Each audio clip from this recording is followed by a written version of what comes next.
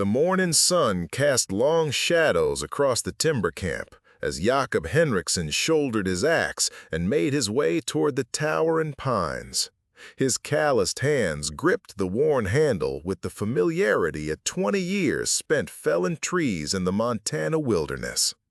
At 43, Jakob was built like the trees he cut, tall, broad-shouldered, and sturdy as an oak. His weathered face bore the permanent squint of a man who'd spent his life looking up at canopies and down at fallen timber. The other lumberjacks were already at work, their rhythmic chopping echoing through the forest like a primitive drumbeat.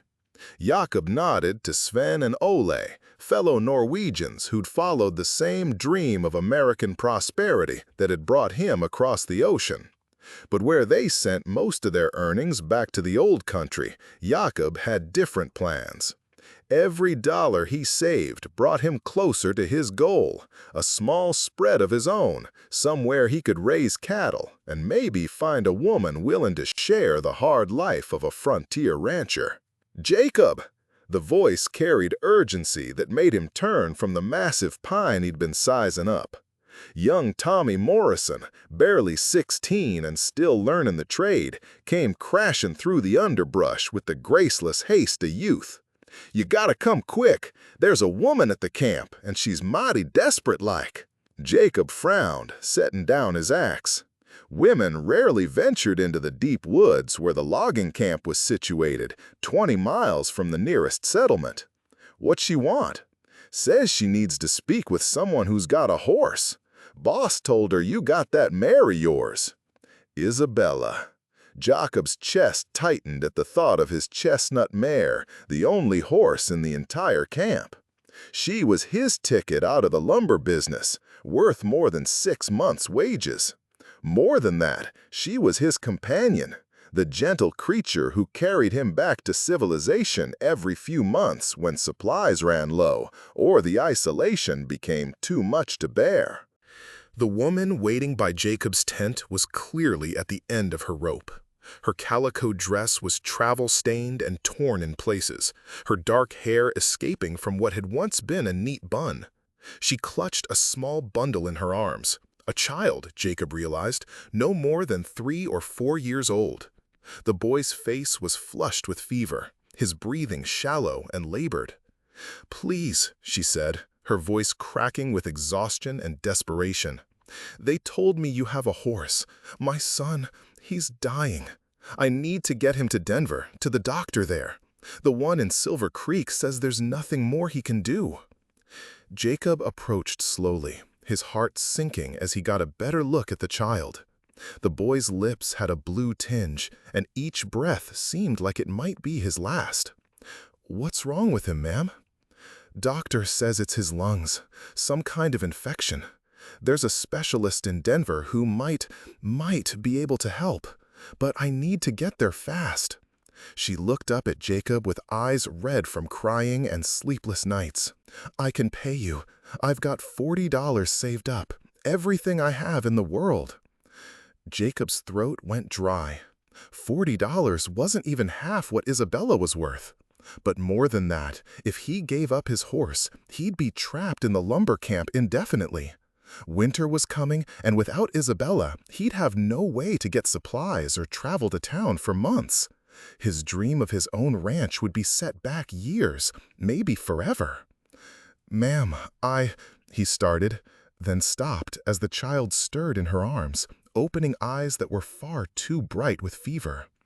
"Mama," the boy whispered, his voice barely audible. "I'm cold." The woman, she couldn't be more than 25, Jacob realized, pulled the child closer, tears streaming down her face. "I know, baby. Mama's going to make you better. I promise." Jacob stood there for a long moment, feeling the weight of decision crushing down on him like a falling tree. Around them, the other lumberjacks had gathered, their faces grave. They all knew what this meant, what it would cost him. "Her name's Isabella," Jacob said finally, his voice rough with emotion. "She's gentle as a lamb, but she's got speed when you need it. You know how to handle a horse?" The woman's head snapped up, hope blazing in her eyes. Yes, I grew up on a farm. But sir, I can't.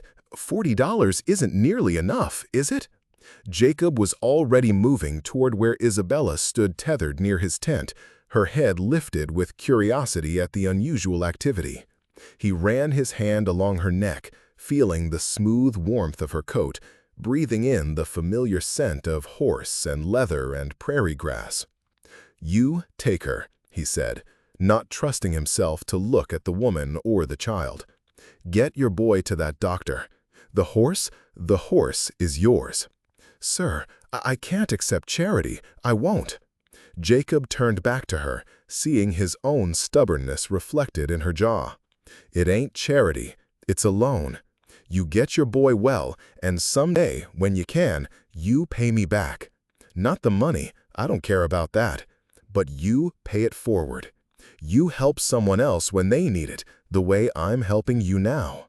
The woman stared at him, tears flowing freely now. "I don't even know your name." "Jacob Henriksen. And yours?" "Mary Patterson. And this is Daniel." She shifted the child in her arms, and Jacob saw the boy's eyes focus on him with surprising clarity. "Are you giving Mama your horse?" Daniel asked, his small voice thin but curious. Jacob knelt down so he was at the child's level. "I am, son. You take good care of her. You hear? Her name's Isabella, and she likes apples when you can find 'em." Daniel nodded solemnly, then reached out one small hand to touch Jacob's bearded cheek. "Thank you, mister." Within an hour, Mary Patterson was mounted on Isabella, with Daniel wrapped in blankets and secured in front of her. Jacob had given her his best saddle, his saddlebags filled with jerky and hardtack, and directions to the fastest route to Denver. He'd also pressed the woman's $40 back into her hands, telling her she'd need it for the doctor and for lodging. "I'll find you," she promised as she prepared to ride out. "Someday I'll find you and repay this debt." Jacob watched horse and riders disappear into the forest, Isabella's chestnut coat catching the dappled sunlight until they were swallowed by the trees. Then he picked up his axe and walked back to the pine he'd been preparing to fell, ignoring the sympathetic looks from his fellow lumberjacks. The tree crashed to the ground with a thunderous roar, and Jacob began the methodical work of limbing it, each swing of his axe driven by a mixture of regret and hope. He'd given up his future for a child he'd never see again. But somehow, watching that little boy's face light up when he'd spoken to him, it felt like the only choice he could have made. That night, as he lay in his bedroll staring up at the stars through the forest canopy, Jacob tried not to think about Isabella or the ranch that now seemed impossibly far away. Instead, he found himself wondering about Daniel Patterson, hoping the boy would survive the hard ride to Denver, hoping the specialist could work whatever miracle the child needed. He'd made his choice, and there was no going back. All he could do now was trust that somehow, some way, it would all work out the way it was meant to.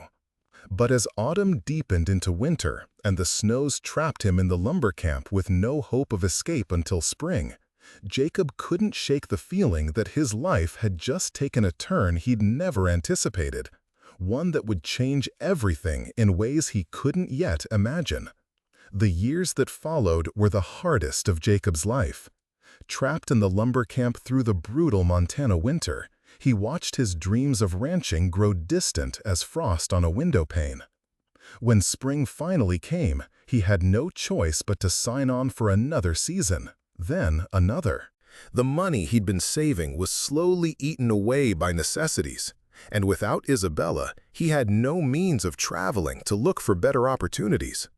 Other men might have grown bitter, might have regretted their moment of generosity, but Jacob found that whenever the weight of his circumstances threatened to crush his spirit, he thought of Daniel Patterson's fevered face and small hand touching his cheek. In those moments, he knew he'd made the right choice, even if it had cost him everything. It was during his 5th winter in the camp that Jakob first heard the name that would change his life: Patterson Lumber. A new company had appeared seemingly overnight, buying up timber rights and small logging operations throughout Montana and Wyoming. They paid fair wages, treated their workers well, and were expanding rapidly eastward. "Heard they're looking to buy out Henderson's operation," Sven mentioned one evening as the men gathered around the communal fire. "Might mean changes for us if they come calling." Jakob paid little attention to the lumber company gossip. He'd heard dozens of such stories over the years. New owners, new promises, new disappointments. At 48, he'd learned not to hope too hard for change. But change came anyway, in the form of a well-dressed man who rode into their camp on a fine black stallion one crisp morning in early spring.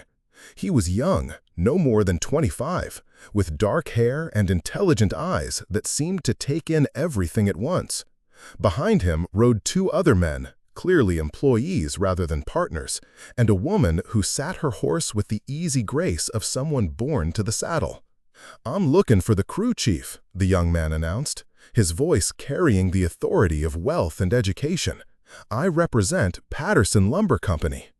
Jakob was sharpening his axe when he heard the name, and the blade slipped, nicking his thumb. Patterson. It couldn't be. "Could it?" one of the men called out, pointing toward the ramshackle cabin that served as the camp's office. As the visitors made their way toward Murphy's cabin, Jacob caught sight of the woman's face. She was older now, probably in her 30s, but there was something familiar about the set of her jaw, the way she held herself in the saddle. His heart began to pound as half-remembered features aligned themselves in his memory. Mary Patterson. It had to be. The negotiations took most of the day. Jacob tried to focus on his work, but he found himself constantly glancing toward Murphy's cabin, wondering what was being discussed inside. When the Patterson party finally emerged in the late afternoon, Jacob noticed that Murphy was smiling, something that happened about as often as snow in July. "Boys," Murphy called out, his voice carrying across the camp, "gather round. Got some news that'll interest you all." The lumberjacks set down their tools and converged on the small clearing in front of the cabin. Jacob hung back, partly from habit and partly because his hands were shaking so badly he wasn't sure he could trust his voice if called upon to speak. "Patterson Lumber's buying us out," Murphy announced without preamble. "Now before you start worrying about your jobs, they're keeping the whole crew on. Better wages too, 20% more than what you're making now. They'll also be providing winter quarters in town instead of keeping you trapped up here in the snow." A murmur of surprised approval ran through the gathered men. Jacob barely heard it. His attention was fixed on the young man standing beside Murphy, studying the faces of the crew with an intensity that suggested he was looking for someone specific. "I'd like to speak with your men individually," the young man said, "get a sense of their experience, their skills. Starting with you." His gaze swept across the assembled lumberjacks and came to rest on Jacob. "The gentleman in the back there, with the beard." Jacob's mouth went dry. Slowly, feeling as if he was walking through a dream, he made his way forward. Up close, the resemblance was unmistakable. The young man had his mother's eyes and jawline, but there was something else. A strength and confidence that hadn't been there in the desperate woman who'd begged him for help 8 years ago. "I'm Daniel Patterson," the young man said, extending his hand. "And you are?" "Jacob," he managed, his voice barely above a whisper. "Jacob Henriksen." Daniel's grip tightened, and his eyes widened slightly. For a moment, neither man moved. Then Daniel smiled, a smile that transformed his entire face and made him look suddenly much younger. "Jacob Henriksen," he repeated softly, "the man who gave my mother his horse." Behind Daniel, the woman, Mary, had gone completely still, her hand pressed to her throat. Jacob saw the exact moment recognition hit her, saw her eyes fill with tears that she fought to contain. "Daniel?" Jacob's voice cracked on the name. Little Daniel Patterson? Not so little anymore, Daniel said, his own voice thick with emotion. Though I still remember what you told me about Isabella liking apples. The conversation that followed happened in a haze of disbelief and joy. Mary dismounted and approached them, tears streaming down her face as she looked up at the man who had saved her son's life. Daniel explained how they'd made it to Denver just in time, how the specialist had performed a dangerous surgery that had saved his lungs but left him weak for months, how Mary had worked 3 jobs to pay for his recovery, and how they'd both sworn they would find their benefactor someday. "We tried to locate you," Mary said, her voice trembling. "But by the time Daniel was well enough for us to make the journey back, the logging camp had moved on. No one knew where you'd gone." "I've been right here," Jacob said, feeling foolish and grateful and overwhelmed all at once. Different camps, but always in these mountains. "I built this company for you," Daniel said simply. "Everything I've done, every decision I've made has been with the goal of finding you and repaying what you gave us. The horse was just the beginning. You gave us hope when we had none, showed us that there were still good people in the world." Jacob looked around at the faces of his fellow lumberjacks, all of them listening with rapt attention to this impossible reunion. He thought of all the years he'd spent wondering if he'd made the right choice, all the nights he'd lain awake wondering what had become of the fevered child he'd helped save. "You don't owe me anything," he said finally. "You were just a sick little boy. I couldn't have lived with myself if I hadn't helped." "Maybe not," Daniel agreed, "but I could never have lived with myself if I hadn't tried to find you. Now," he paused, glancing at his mother, who nodded encouragingly, "I have a proposition for you, Jakob Henriksen. I'm offering you a partnership in Patterson Lumber, not as an employee, but as a full partner. 50% ownership, equal say in all decisions." Jacob stared at him, certain he'd misheard. What? "You heard me correctly. I've spent 8 years building this company, and now I want to share it with the man who made it possible. We need someone with your experience, your knowledge of timber and men, but more than that, we need someone with your character." The offer was so far beyond anything Jakob had ever imagined that he couldn't process it. Partnership in a successful lumber company meant wealth, security, a future he'd long since given up hoping for. It meant everything he'd dreamed of and more. "I don't know anything about running a business," he said weakly. "You know men and you know timber," Mary said, speaking for the first time since the initial recognition. "Daniel has the business sense, but he needs someone he can trust absolutely. Someone who's proven that he'll do the right thing even when it costs him everything." Jacob looked around the camp, at the rough cabins, the primitive conditions, the faces of men who'd spent their lives breaking their backs for other men's profits. Then he looked at Daniel Patterson, no longer the dying child he'd helped save, but a successful businessman offering him a chance at a completely different life. "There's one condition," Jacob said slowly. Daniel raised an eyebrows. "Name it." "The men here, and at any other operation we buy, they get treated fair. Good wages, decent conditions, medical care when they need it. This isn't just about making money." Daniel's smile was radiant. "Mr. Henriksen, I think this partnership is going to work out just fine."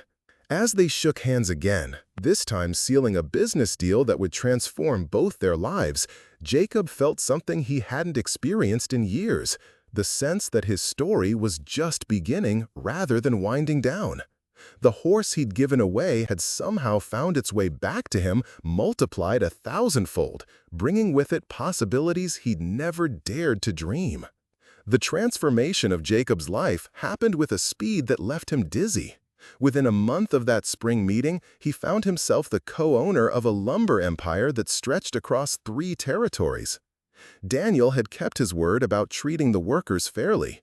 Wages were raised, safety conditions improved, and company doctors were hired to tend to injuries and illnesses that had previously been left untreated. But the partnership went far deeper than business.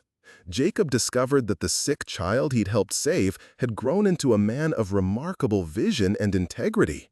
Daniel had studied not just at Eastern universities, but had spent years learning the lumber trade from the ground up, working alongside the men whose lives he would eventually control.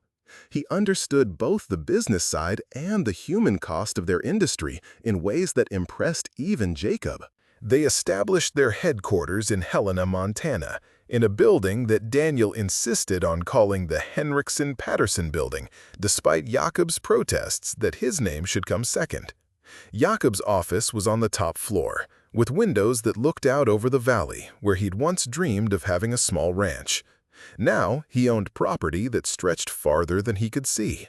"Do you ever regret it?" Mary asked him one evening as they sat on the porch of the house Daniel had built for him just outside town. She'd become a regular visitor, often bringing news from Daniel's wife and children, or simply enjoying the company of the man who'd saved her son's life. Jacob considered the question as he watched the sun set over the mountains. At 53, he was wealthy beyond his wildest dreams, respected throughout the territory, and surrounded by people who valued his opinion and counsel. It was everything he'd ever wanted and more. "No," he said finally. "I used to think I did, especially during those first winters when I was trapped in the camps. But now, I think maybe Isabella led me exactly where I was supposed to be." "You never married," Mary observed gently. It wasn't a question. They both knew that Jacob had been too focused on survival, then too focused on work, to seriously court any of the women who'd shown interest over the years. "Never found the right person," Jacob admitted. "Though I reckon it's not too late for an old bachelor like me to learn new tricks." Mary smiled, and Jacob caught something in her expression that made him look at her more carefully. She was still a beautiful woman, though the years of hardship had left their mark. Her husband had died in a mining accident when Daniel was 12, and she'd never remarried, focusing all her energy on raising her son and later helping him build the business. "Mary," Jacob said slowly, "I've got something I need to ask you." She turned to face him fully, and he saw that she knew what was coming. "Ask me, Jacob." Do you think you might consider—" He stopped, frustrated with his own tongue-tied condition. He'd faced down angry lumberjacks and negotiated with shrewd businessmen, but asking a woman to marry him left him as nervous as a schoolboy. "Yes," Mary said simply, and Jacob's heart leaped. "Yes? Yes, I'll marry you, Jacob Henriksen. I've been hoping you'd ask me for the better part of a year now." They were married that fall, in a ceremony that brought together lumberjacks and businessmen, society ladies and frontier wives. Daniel gave his mother away, and in his speech at the reception, he told the story of the Norwegian lumberjack who'd given up his only horse to save a dying child. "My stepfather," Daniel said, the word carrying weight and honor, "taught me that true wealth isn't measured in dollars or acres, but in the lives we touch and the good we do when no one is watching. Jacob Henriksen gave up his dreams to save a stranger's child, and in doing so, he taught me what it means to be a man." Jacob stood to respond, his voice rough with emotion as he looked out over the faces of friends and family, people whose lives had been intertwined with his in ways he could never have imagined. "I gave up a horse," he said simply. "Daniel gave me back everything I'd lost, and more than I ever dreamed of having. Sometimes the best investment you can make is in someone else's future." The years that followed were the happiest of Jacob's life. He and Mary settled into a comfortable marriage built on mutual respect and shared values. Jacob became a beloved stepfather to Daniel's children, teaching them about the woods and wildlife, about honest work and fair dealing. The lumber company continued to grow, but always with the principle that prosperity should be shared with the people who made it possible. When Jacob was 62, a young journalist from San Francisco came to interview him for a story about successful Western businessmen. The reporter seemed surprised to find that one of the territory's wealthiest men still wore simple clothes and spoke with the direct honesty of a working man. "What's the secret to your success, Mr. Henriksen?" the journalist asked, his pencil poised over his notebook. Jacob thought for a moment, his gaze drifting to the photograph on his desk, a picture of himself, Mary, Daniel, and Daniel's family taken the previous Christmas. In the corner of the frame was an older photograph, faded and creased, showing a young man standing beside a chestnut mare named Isabella. "Son," Jacob said finally, "the secret isn't in getting what you want. It's in wanting what you get, and in understanding that sometimes the best thing you can do is give away everything you have. When you do that with a pure heart, it comes back to you multiplied beyond measure." The journalist scribbled notes, but Jacob could tell he didn't really understand. That was all right. Jacob had learned that the most important lessons in life couldn't be explained in words.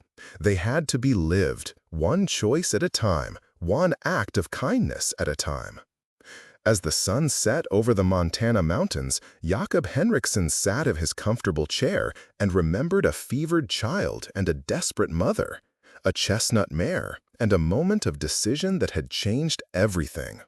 He'd traded his horse for medicine money and received in return a fortune that no amount of gold could buy, the knowledge that when it mattered most, he'd chosen to be the man he was meant to be.